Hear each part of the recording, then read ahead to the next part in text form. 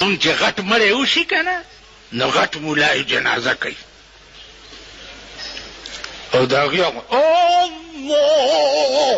اکبر تکبیر هم پرې ډېر غټ وایي ځکه چې سنبه یې غټه پرته ده که نه نو بیا چې دعا کوي په قبر نو دعا وکړئ چې الله پاک دله اتاره جنت ورکړي خدای دې کور د میردین جومات کا چې اته واړه جنت دې دې دله ورکړه نو مونږ به کوم خواږي او باقي که تاسو وایي چې دا پاکستانیان تورزن قوم نه ما ستاسو تورم لیدلي د کشمیر په جنگ کې سن 65 کې سن 71 کې ما لیدلي دي چې پېښور کې دارو د پاره سړی نه ښکاري سر مې کل کړی و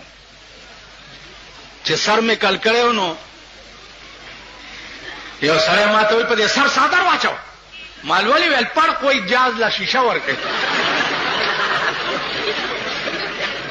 نو ما ته ستاسو تورې معلومې دي ما په دې تیرا علاقه کې یو ملا پسې مونځ کول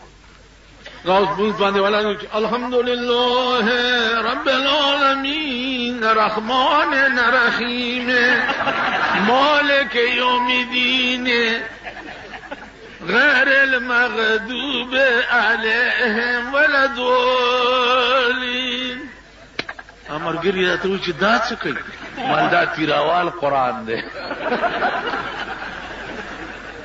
مولا مې د لاسه ونیو چې دا څه کوي کور دې وران شه ما ته وایي چې مولانا صاحب که څه ټکي مې زده کړي وم چې دلته رالم رانه هیر شو وشو دغه سره راپسې ولاړم دغسې یو زه ورته مخکې م دغسې چل کړم که نیمال تاسو هغه نه وایي چې په لاره درې روان وئ شپه پرې راله پراته دي یو له خوب نه ورتلو راپاسېدو او داسې وکړو چې یو مونځ به وکړو چې مونځ یې وکړو چې یو یې خدایا یو یې کافر دې شم چې یو یې یو یې خدایا یو یې کافر دې شم چې یو یې مرګري مې وده دي و زه دې یادوم یو یې خدایا یو یې مرګري را پاسې دی وایي چې خونه دې ورانه شه چې ته یادوې دې مو شیطانه وې تا څه لاکي دا زخله مونږ هغه خلک زما د وړوکوالي زمانه کې وړوکوالي کې زما نیکو امام له جمعه ته ورشي واملا سمخ کې کېږه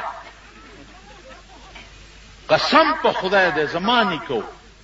چې منځو شو مولا غریب ټوخېدو وایي چې نن خو پکې دې کاټي غوندې غرنتې دی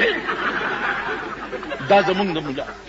روجو تراوله به مولا ونیو چې تراوی به اختر به وشو چې مولا صاحب شتا په مخه دې ښه که نه